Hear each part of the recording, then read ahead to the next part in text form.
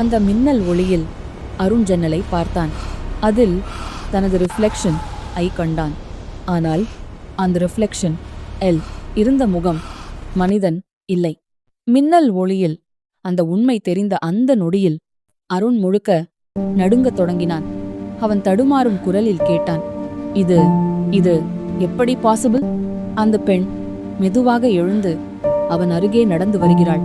அவள் கண்களில் கண்ணீர் தெரிகிறது. அவள் மெதுவாக சொல்கிறாள், அந்த விபத்து நடந்த நாளில் நீ என்னை காப்பாற்ற முயற்சி பண்ணின. ஆனா நாம இருவரும் ரயிலோட சேர்ந்து இருந்துட்டோம். அந்த வார்த்தைகளை கேட்டதும் அருணின் மனசு மெதுவாக பழைய நினைவுகளை தேட ஆரம்பித்தது. திடீரென்று அவன் மனதில் ஒரு ஃபிளாஷ் போல சில காட்சிகள் தெரிந்தது. மழை கொட்டும் இரவு, வேகமாக ஓடும் ரயில், திடீரென்று கேட்கும் பிரேக் சத்தம், மக்கள் கத்தும் சத்தம்,